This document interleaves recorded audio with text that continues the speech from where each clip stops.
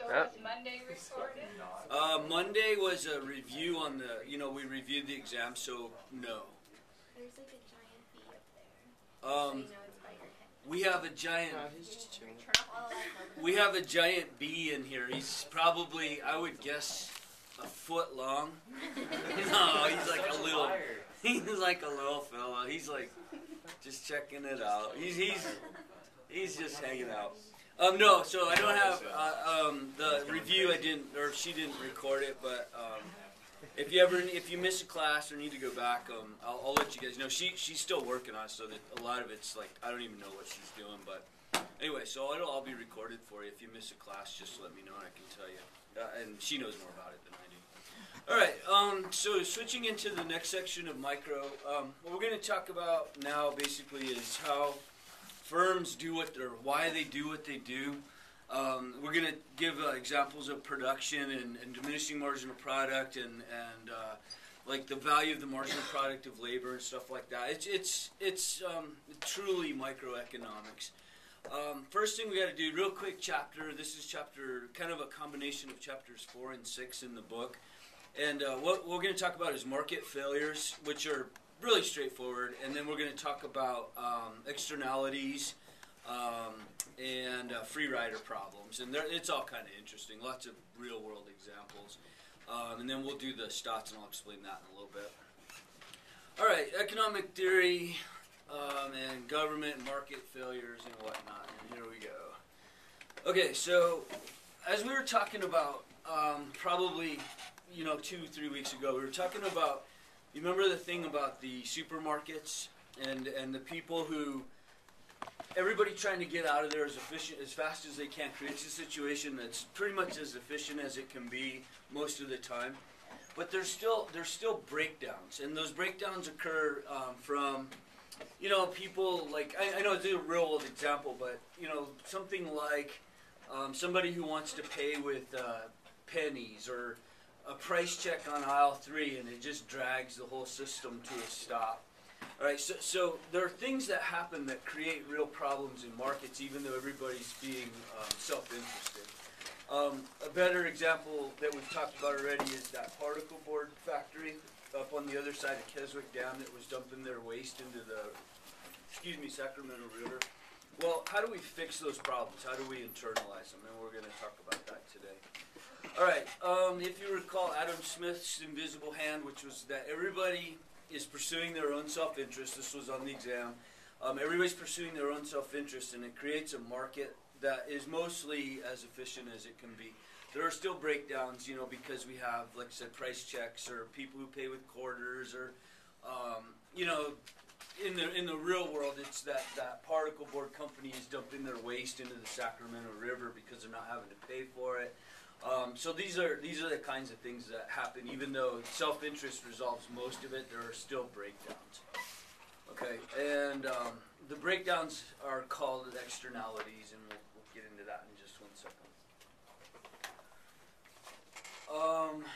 Everybody good? Is it just me, or is it hot in here? It feels hot. Call class due to the weather. Huh? Good. Just call class due to weather. Yeah. Due to weather inside the classroom. It's really warm in here. Okay, externalities, uncompensated impacts of one person in the market by somebody else, and I'll give you some examples. So an externality, just real loosely, is this: that the particle board company is manufacturing away, and they're throwing their waste into the Sacramento River. So they're passing a cost on to me and you downriver. And what we do is we have to pay for the cleanup and the abatement and our tourism industry is hurt, the fishing industry is hurt, blah, blah, blah. So they throw their waste into the river, and then they effectively pass the cost of the cleanup on to us without us really having a say as to whether or not we want to pay for it. All right, and so we, if we want a clean river, then we pass taxes, and then we get these cleanup programs or whatever, right? they should be paying for their own cleanup. I mean, I don't think there's any discussion there. I mean, we all realize that they should be doing it, but how do we force them to? And that's what we're going to talk about right now. So externalities are uncompensated expenses or benefits that move on to somebody else without their approval of that expenditure or that benefit. There's positive externalities too. I'll talk about those in a second. All right.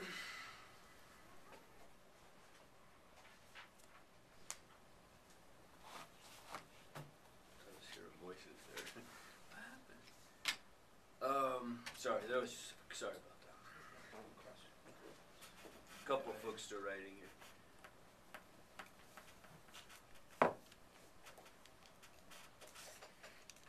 Good.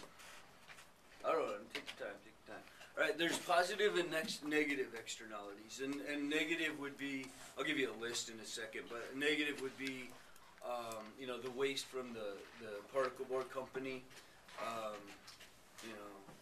barking dog, airport noise, cigarette smoke, stuff like that. Positive externalities are things like education, immunization, beautification projects, and I'll give you some examples in a second. All right, so negative. Do you guys know by chance about, and I'm probably not in Red, but in Reading there's a big stink going on about making this a non-smoking campus. Does that sound familiar to you guys? No, yeah, and it's kind of it's this thing that's going around certainly within the academic circle right now, and they're talking about banning cigarettes altogether on this campus, and I don't know. I think it's silly to do that because my opinion is because then what happens is you force the externality out into the parking lot. You know what I mean? And now you've got, instead of having a group of people that can hang out and talk and do what they do, they're adults, you force it now into the parking lot where it becomes, now the cleanup isn't just one gazebo, it's the whole parking lot, you know what I mean? So, and I'm not endorsing or opposing smoking. I think that's a choice that each of us makes individually, So, anyway, I guess back to the point, the argument is that, and don't, this isn't my argument by any stretch, but the argument is that where the gazebo is in the Reading campus, do you guys know where it is, out kind of by 900? Yeah. Well, the what? There's a couple. Is there a couple? I thought that was it. There's one. Oh, okay. Well, I guess there's two. I thought there was just the one. But the argument is that, just hear me out, is that the intake for the air conditioner in the 900 building is that it's sucking all the smoke from the gazebo into the air conditioner, and it's putting all the secondhand smoke into the air conditioning system. I can't make this stuff up. I'm like, okay. Do you realize that there's air filters on those things? You know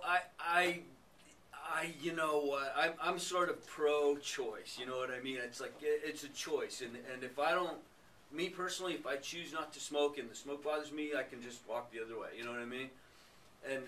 But I think, and I don't want to put words in people's mouths, but I think that there's, I don't know, fear of secondhand smoke, so it becomes this kind of dragon that is really incestuous and gets into cracks and crevices and stuff.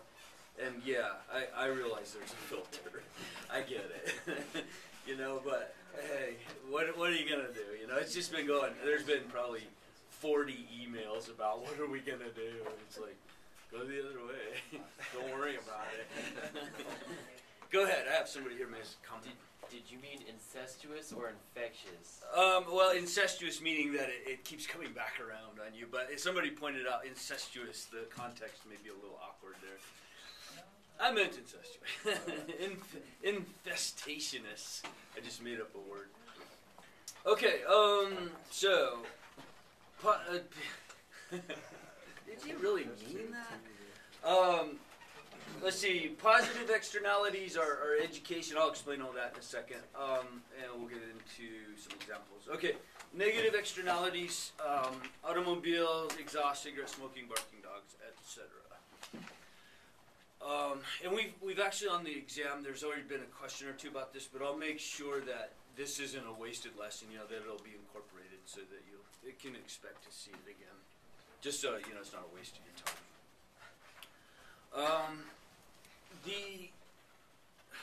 The only example I have about this is that when I first moved to Reading, 2004 or so, I moved into a little house. It was just a rental house that I stayed at. I was looking for a place, and at the time, man, you couldn't buy a house if your life depended on it. There was nothing on the market, and I rented this little house in a neighborhood that wasn't all that great. And my neighbor had a dog that barked all the time, man. It never stopped. It barked, barked, barked, barked, barked. I mean, at 3 in the morning, it was barking. At 2 in the afternoon, it barked constantly. And, it starts getting under your skin. It starts, it starts making you a little bit crazy. And this was, I don't know, this is kind of a long story. I'll make it short and sweet, is that, Reading, about the time I got here, I was part of that when Reading went from 30 to 90,000, that boom. I was part of that group that showed up here. And the laws in Reading were such that, it's still in legal terms, it's still kind of a little country town. You know what I mean? It took a while, or it's taken a while for the laws to catch up with the population growth here. And so the law basically said, a barking dog is no big deal. I mean, we live in a kind of a rural area, and if a dog barks, that's what dogs do. And unfortunately, as more and more people came, it becomes more and more urban, and then dogs become a nuisance, And so anyway, there's not a ton of laws out there. I mean, it's kind of changed since I've been here, but that was the problem I was facing. So what I did is, if you guys need to stop a barking dog, whipped cream, whipped cream, and sleeping pill. Yeah, how'd you know that? I don't know. That's what I would have done. Somebody here said Benadryl too. We drove my dog when we go on road trips. She's crazy, so we give her like So- Benadryl. Oh, Benadryl. Well, see, now I thought I was being all creative here, and everybody else in the room knows all about it. Well, I went and bought some fish and one of the, those little blue sleep tablets. Ambien? No, just nighty night PM. Yeah. Really? Is that a brand? I don't know what it is. It's just blue. And I stuffed it in a half a pill of nighty night PM into a piece of fish and threw it over the fence. And the dog was, yap. And it was like, success. And I did it for a few days, and the dog sort of got acclimatized to sleeping at night, and it worked great. And the guy, the owner was, I would never hurt a dog ever. I mean, that's just not my nature, but it was like the guy would come out at night wondering why his dog wasn't bothering everybody, and he'd wake him up, and it was like, the dog was like, I just need to go back to bed, Bob. It worked fine. I learned. And then when I moved out, by the way, I went and banged on their door at one point and said, could you please, I don't want to be a jerk. I just need rest. Could you put them inside or something? And all of their family told me to go fly a kite, but not that nice, you know what I mean? I was like, okay, we're going to plan B. It involves Rite Aid.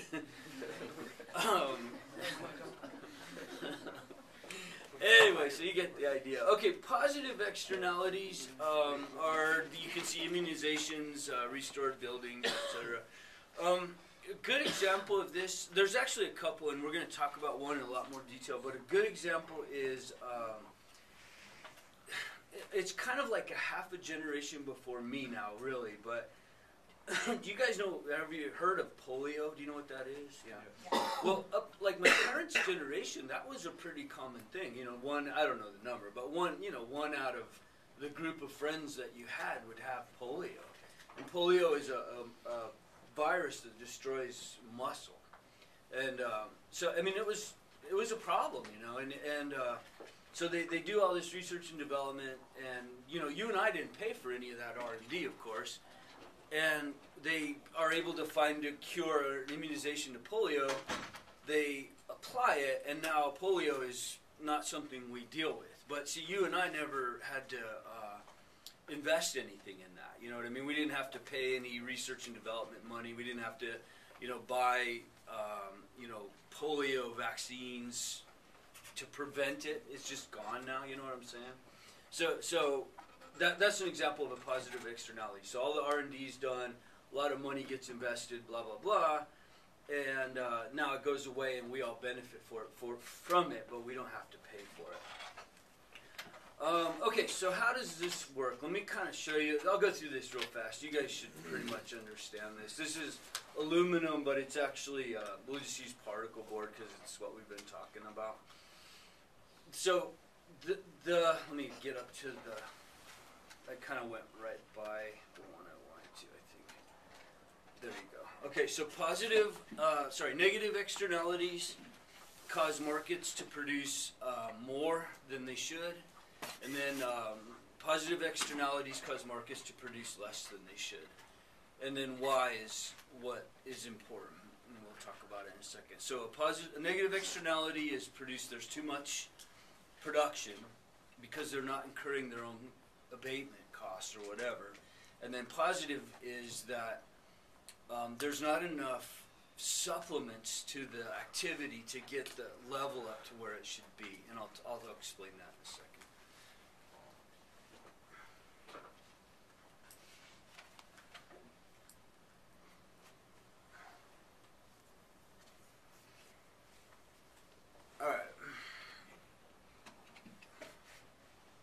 So here's aluminum, and it's particle board, just whatever.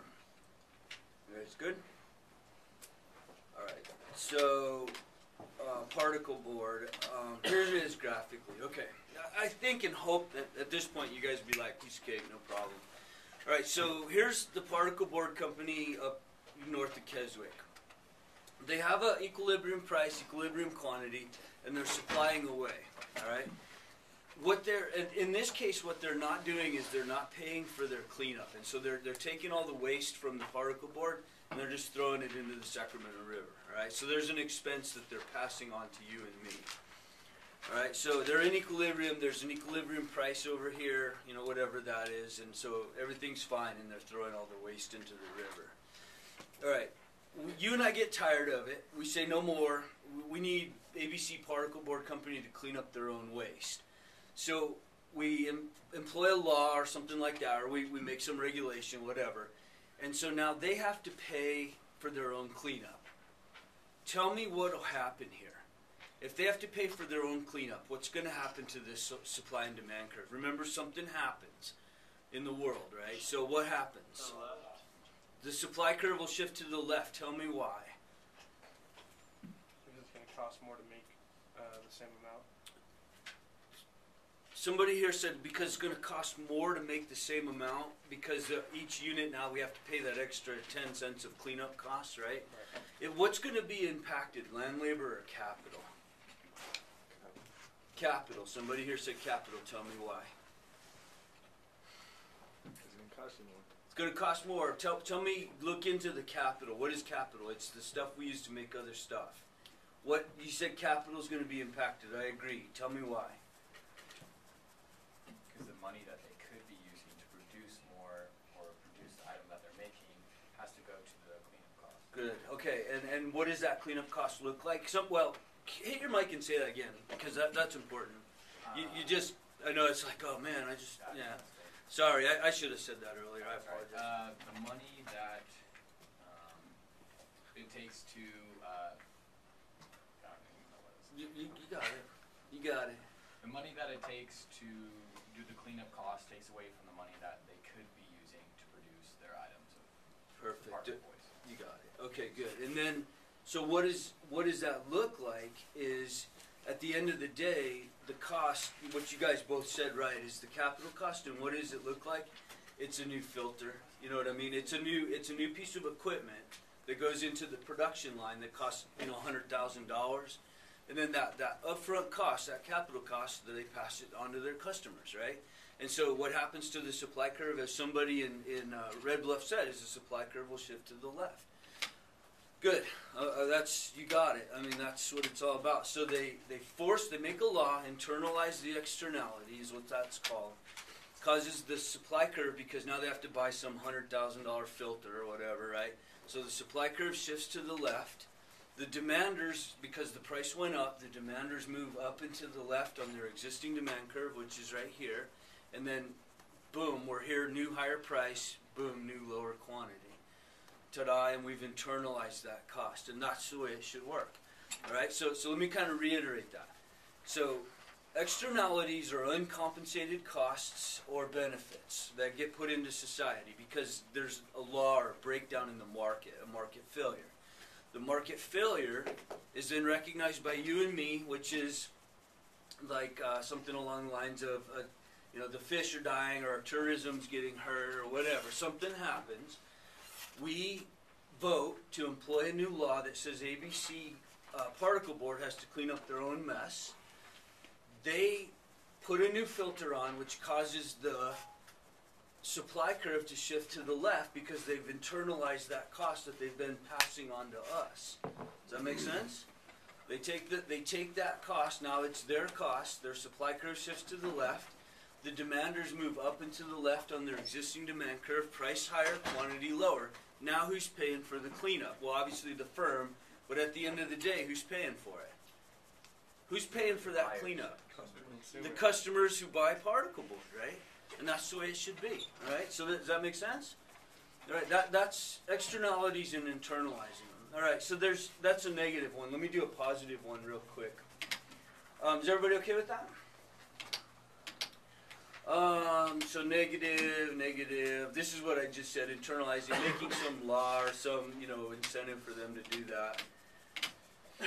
All right, a positive externality is, and the one word to remember here is spillover. So what happens is a positive externality is that there's some benefit that is coming from, like, say, polio vaccines, that you and I, and maybe a little bit my generation, but certainly not your generation, didn't have to pay for it, right? So you guys aren't going to have to pay for the research and development into preventing polio. It's done, all right? So you guys don't deal with polio and it's finished, okay? So the spillover is that you guys are benefiting from that vaccine, but you don't have to, there's no cost to you. And there's another example that I'll use in a second. This would be education. This is a good one. Let me talk about this. Education is a good example of a positive spillover.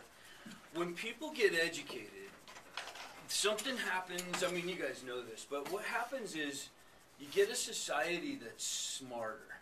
And not like better people, but smarter. As people get educated, crime rates go down because people can get jobs that are gainfully employing them. So they don't have to knock off the Safeway anymore to get a decent paycheck. Number one. Number two is they make better decisions like voting. And so people will vote for candidates based on the issues rather than the platform. And so all of a sudden, I care what this candidate thinks, not that he or she's a Democrat or a Republican. So we vote smarter. We allocate our resources more efficiently. We make better decisions as communities. All right, and so education has this spillover that creates societies that are more efficient. Make sense? And so who pays for the education? Well, you and I do, right? So if we go to school, we pay whatever it is per unit, right? But then who benefits from your guys' education? Well, obviously you do, but who else? Everybody, yeah, because your communities are better. There's more, there's just smarter decisions being made. Better, more communal decisions are being made by people who are more educated. All right, so how do you supplement education? Well, kind of a tricky question. And so what they do, how do you get the demand for education to shift to the right? How do you fix the problem? And the answer kind of stinks, but it is what it is that you supply financial aid. You supplement education. That forces, because there's more resources available now, your demand has gone up because you have more income to buy education. Does that make sense? Problem with that, and I won't get into it now, I don't have the time, but the problem with that is that financial aid is kind of a broken system, and anybody who's in this classroom probably gets that. You know what I mean? It's not a very good system, and let me just kind of give you a sense of what I'm talking about. I don't want to go on and on. All right, so again, let me real quick reiterate this, and I'll tell you what the problem, or a problem with financial aid is. Okay, so there's this positive spillover that comes from educated communities. People make better decisions, vote better, have higher paying jobs, blah, blah, blah. The whole community benefits from it. All right, so how do you internalize that externality? Well, you supplement education to get the demand curve to shift to the right, so more people can access education. Okay, no problem. Financial aid, blah, blah, blah. Okay, whatever. Is everybody okay with that? Shifts the demand curve to the right, causes the price of education to go up because there's more demand, causes the output to increase, and that's what we're looking at here. All right, everybody cool? Any questions about that? All right, just real fast, and I can make a whole class out of this. I'm going to just go real quick, though, just so you acknowledge that I acknowledge, is that, see, financial aid is actually what we just talked about here, but the system is backwards. It doesn't work right. And case in point is that people who get financial aid, and you guys probably, a lot of you know this, how long did it take before you could buy your books? How long? Couple weeks at least. 3 weeks after my class started. 3 weeks? Yeah. 3 weeks after class started. Now, what does that do to your grade? Tanks it because you don't have the book. Exactly. Yeah, you don't have ability to do your homework or anything. Right. So somebody here said it tanks it because you don't have your book, you don't have the ability to do your homework. I heard somebody else say something. Not a good start. Just you didn't. Can't get a good start. You don't get a good start. And so what does that do to the students who are just as capable as anybody else? But what does that do to the students who are relying on financial aid? It handicaps them. So now here's the catch-22, is that you get students who are equal in every aspect of the word, except they're getting financial aid. Then, because they don't get their financial aid for 3 weeks, they're handicapped because they can't turn in their work. They can't turn in their work because they don't have their stupid financial aid. And then some big shot over here says, oh, financial aid doesn't work because the students that we try to give financial aid to aren't very successful. Give me a break, you know? Here they have, it's more lack of education on the financial aid basis because they have a thing called book loans. They'll give you a 45-day book loan. Hit your mic and say that again. I think that's important. They have book loans here. You can get a 45-day book loan, which will give you plenty of time to get all your financial aid. You'll have your first check from financial aid well within that 45 days. Okay. So, if you do need your books that bad, you don't get your financial aid soon. Okay. Get a book loan. And I appreciate that input. That's important stuff because I think people can benefit from that. I guess from an instructor point of view, though, is I see, and not to contradict you, I totally understand, but I think I see a lot of students that are really genuine students that really want to do well, and like we had in Red Bluff, especially because of the remote location, that couldn't turn in their first homework, because the book loan, again, not to take anything away from what you said, but the repository and the library and all that stuff is here. You know what I'm saying? And so these poor students in Red Bluff are genuinely wanting to do their homework, but they don't have access to the book, and their financial aid is stalled, Yes, sir. Hit your mic, please. I was just going to say, it's more of an inconvenience to everybody. Like, they have to jump through all the different, holes just to get to, find their book. You mentioned that he has to find a loaner book, but, that's an extra step that you have to take just because you have financial aid. Yeah, good point. Good point. So there's another hoop to jump through, and so now financial aid students, like I said, who are just as capable, have these additional hurdles, which then somehow that information gets translated into somehow the people who get financial aid aren't as capable. You know what I mean? And it's backwards. It's just backwards. But anyway, okay. So I don't want to go on and on about that, but okay. So any questions about the externalities, positive, negative? Internalize them, make the people who are passing the costs on pay for it, and then for things that are positive, what you do is you supplement that. and you cause the demand curve to shift to the right. So is everybody okay with that? Any questions about it? All right, let me kind of jump ahead, and now talking about public goods. Public goods are goods that people don't pay for. All right, so just kind of an externality is a cost that gets passed on to me without my approval. All right, and a public good is a good that I can access without paying for it. All right. So what would be the worst business ever I could possibly ever open? The worst, absolute dumbest idea ever. I got it. I will open Anthony's Fireworks all the year round. And I'll do a fireworks show wherever I am. And what I'll do is I'll set up my fireworks show, and then I'll charge $10 for people to come down to the park and watch my fireworks show. It's a winner. How long before I'm out of business? Maybe two shows. Because who's going to pay for that? Nobody, right? Because I'm charging $10 for you to step across this line. I'll just stay on this side of the line. I'll watch the show from here, right? Okay, so public goods. Make sense? Everybody cool? All right, here we go. Public goods. This is a kind of a quote just to give you a sense where we're going.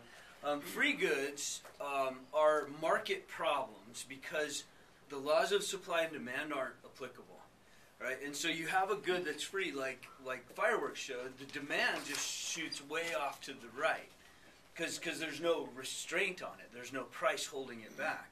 So the demand curve shoots way off to the right, and you're the supplier of a fireworks show, but you're not creating any revenue, right? So the price is way too low, and the supply curve is necessarily kind of hanging out there on its own, but there's no revenue coming back in to offset it. All right, so, and it's not just fireworks shows. I mean, there's a lot of examples, and I'll talk about a few in a minute. Give you another example, like national defense is a public good. And I know, well, not, I don't know, but a lot of students say, no, national defense, because we pay for that.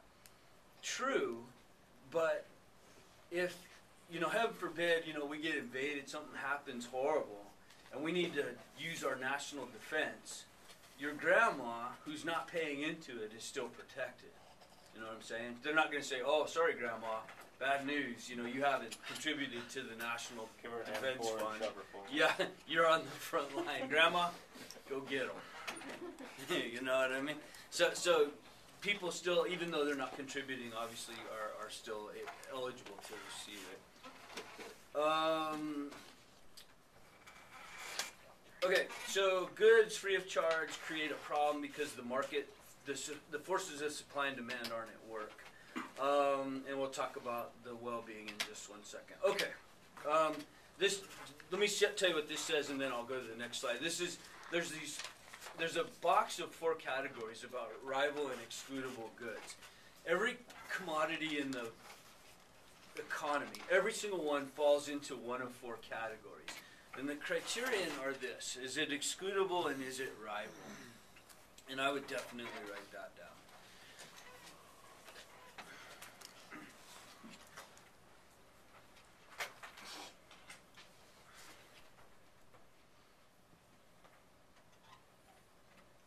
Okay, so excludable goods are goods that, by virtue of the commodity, whatever it is, I can prevent somebody from using it.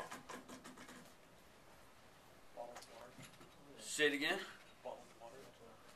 Yeah, bottled water's both rival and excludable, actually.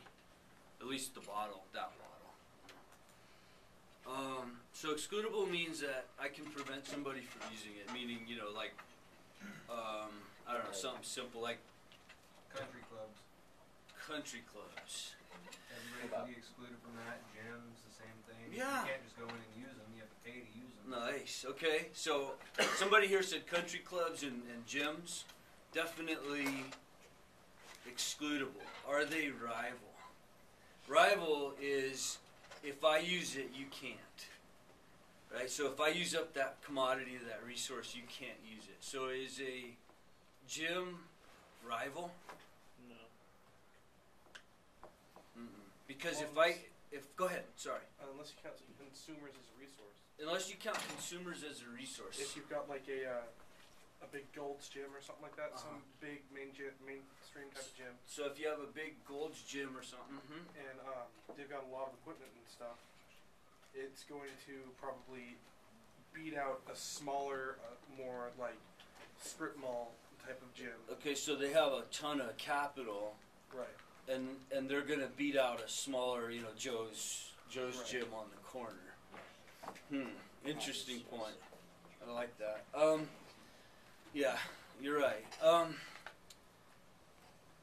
So let me. Yeah, that's an interesting concept.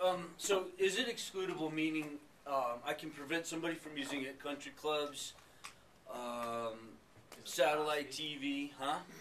Well, I was just gonna say because of the capacity. Because of the capacity, right? Is that so excludable just means I can prevent you from using it, and so, like if I work for DirecTV, can I prevent you from accessing DirecTV? There's a killer bee in here that's about an inch long, and I got got these football players in here that are cowering. You guys should see this. Wait, no, don't turn. You should make it No, turn the lights off and then. Education hero. Yes, we are.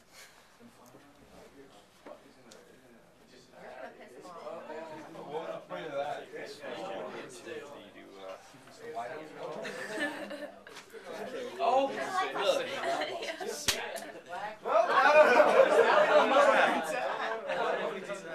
They go towards light. Somebody had the idea, let's turn the lights off and take a nap. That'll help.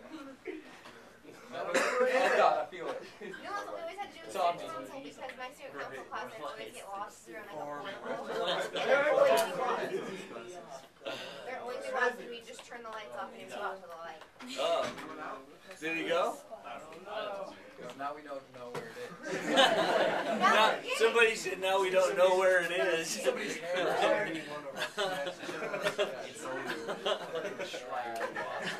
Anyway, can we proceed? I can't. This bug. I'm not kidding you. This freaking big just disrupted this entire club. It's not gonna sting. He doesn't care about you. He just wants to go out. Oh my gosh. Okay. Focus. All right. So, rival and excludable. Let me get done with this. Come on.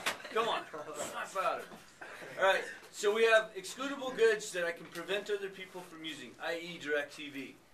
Rival goods are goods that if I use it, it's gone, so you can't use it anymore, right? Okay, so all goods fall into one, the other, both, or neither. All right? Everybody okay with that? All right, here we go. This is good to know, and hint. All right. Private goods are both rival and excludable. All right, so meaning that I can keep you from using it, and if I use it, you can't. An example might be like my tennis shoe. I mean, I can politely ask you to please not wear my tennis shoe, number one. And then number two is that if I have it on my foot, you can't put it on your foot, right? Or a bathroom. Yeah, that works. Okay, so private goods are goods that, again, I can ask you not to use it, or I can prevent you from using it. And if I've got my shoe on my foot, you can't use it because it's being used. All right, public goods are goods that are neither, and that would be fireworks shows and national defense, lighthouses, stuff that national parks. Good, somebody said national parks. And I'm going to actually talk a little bit more about the California park system and why it's failing. I mean, well, I might as well talk about it now.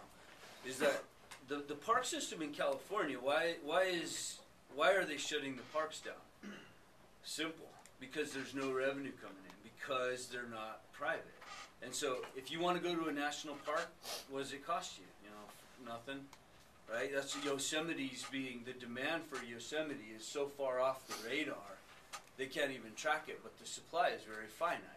And you and me are running Yosemite into the ground. No, we're not bad people, it's just free, so why wouldn't we? Right? And so we're using it up faster than they can revitalize it. Fact. All right? So how do they save Yosemite? It's simple. Privatize it. Find the supply and demand for Yosemite and then charge that price to get in. Simple. But it's, that's why they're shutting the parks down. They're not money makers because they're free. Yes, ma'am. I have a comment here. Isn't it also because people are embezzling money from working for park services? Somebody here said, is it possible that...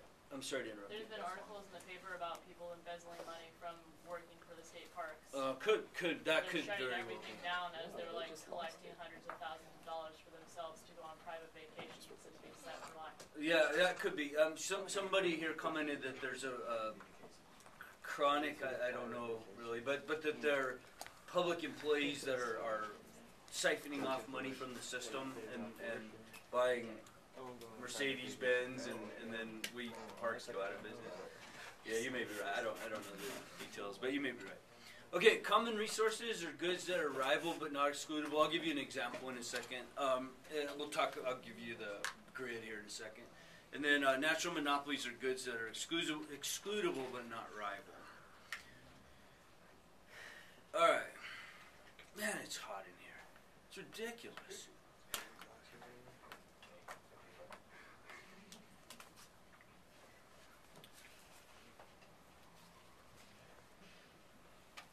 Ready?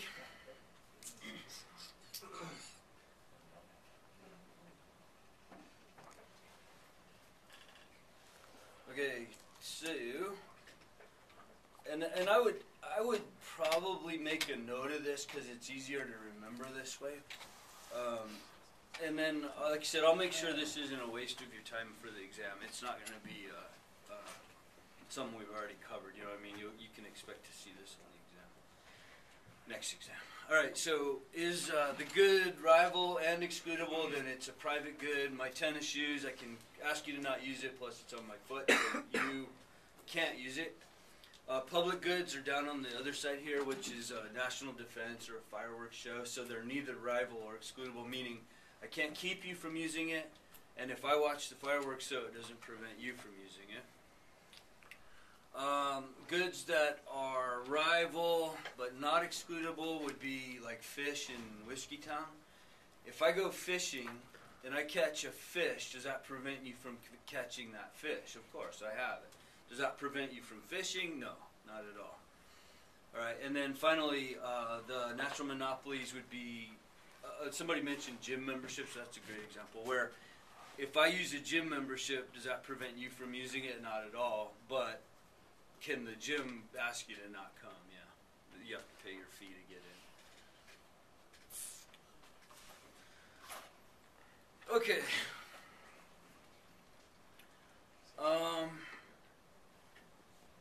Any questions about any of that stuff? I'm trying to think if there's anything else on the exam. I think we're okay. Any questions about it? Alright, one quick little thing here, let me make sure. Oh, public good, free riders, I would write that down. Free riders are the people who take advantage of public goods. Free riders are what's at least partly causing the national parks in California, or the state parks in California to go under. Like the Free riders. Like the hippies in the redwoods? Yeah, basically. I mean, I don't want to blame the hippies in the redwoods, but you know. Well, Whiskey Town, They're kind of cool. all you have to do is go to the little I know, all you do is put it in the thing. Yeah. Yeah. Somebody just told us how to get the parking permit up in Whiskey. Yeah, we won't broadcast that. No.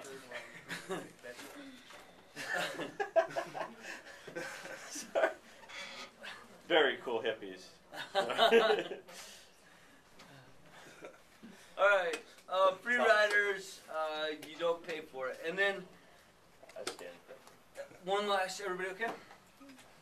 So the question then becomes, how do you fix the free rider problem? How do you save the national state parks? How do you save, how do you do it? And it's actually pretty straightforward. Let me see here. So how do you? Let me see here. How do you solve the free rider problem? Simple. It's simple, huh? Somebody here said something. That's not worth saying out. Okay, not worth it. It's simple. How come in this country buffalo are nearly extinct and cattle are not? Domesticated cattle. Because somebody up front here said because they hunted them. Because what else? We domesticated cattle. We domesticated cattle. Wasn't regulated. Any other reasons? What about, think about the size of a buffalo versus the size of a cow. They killed a lot of them for the hides. They killed a lot of buffalo for the hide and arguably tried to commit some kind of genocide on the indigenous people here by doing it, arguably. What else? Any other reasons why buffalo are nearly extinct and cattle aren't? Because we farm cattle. We farm cattle. There's not a high demand for buffalo. There's not a high demand. They're when it comes to trying to ranch and have buffalo, they're extremely hard on fences where cattle are a lot easier. Okay, so yeah, actually my aunt is a buffalo farmer in her spare time, so I know that's true. It reminds me of Jurassic Park when I go see her place. Truly does. Do you have a comment? Or are you just stretching? Oh, okay. Anybody, any other reasons? I vaccinated a whole herd of buffalo. It's extremely different than, you actually have to get them to charge you to get them into the pen, to pin them, and then the whole time they're thrashing about, so you gotta get them shot before saying they can, that he's worked with buffalo and they're more aggressive than cattle. More wild, I guess. More wild. Yeah. Okay, how about this? Do you guys know where Harris Ranch is? Where what? Harris Ranch. Do you know where that is? Down south. You know, if you've ever driven to LA and you go, it's, you know, Coalinga, you're about parallel with Fresno, and all of a sudden there's like just acres and acres of cattle. You know where that is? You drive right through the middle of it. Okay, let's just say that I took my truck down there, and I took my... Well, come back with it. I took my truck down there, and I stopped at Harris Ranch, and I took out my 30-30, and I found a friendly-looking cow, and I walked up to the cow, and I went, wow! And I took the cow, and I dragged him onto my truck. What would happen to me?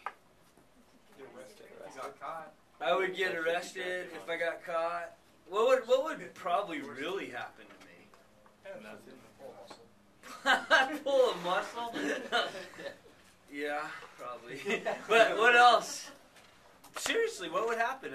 I would probably be killed, I bet. I bet if I went out there and tried to poach one of those cows, that there's cowboys out there that would try to kill me. I'll bet you anything. Right? So back to the question, why are buffaloes extinct nearly, or became extinct nearly, but cattle didn't? And the answer is simple. Because buffalo were a free item. They were a public good. And that we hunted buffalo because there was no cost. And we ran them across this country and we wiped them out because we didn't have to pay to do it. Cattle, on the other hand, are private. We own them. Cattle aren't free roaming animals. They're penned animals. And so if I tried to kill somebody's cattle, what would likely happen to me is they'd come shooting at me because that's property, right? Buffalo, free. And to this day, largely in this country, you can still poach a buffalo and nobody cares. In fact, my aunt, who's a buffalo farmer, one of the biggest problems she has is these drunken yahoos coming up from Oregon that think buffalo are still free and wild, and they'll drink beer all afternoon and set up a gun turret and take shots at her buffalo. No joke. And she'll be down there trying to feed them, and she'll hear a bullet fly over her head. And I'm not kidding. I'm not making that up. So, anyway. So you get some of those gun-toting cowboys to go protect those buffalo. There you go. Well, my aunt is no joke. I mean, she'll kick my ass in a second. And she's like 67 years old. She's no joke. I mean, she's the real deal. But, yeah, I hear it. She carries a gun around. Kind of, it's like, damn.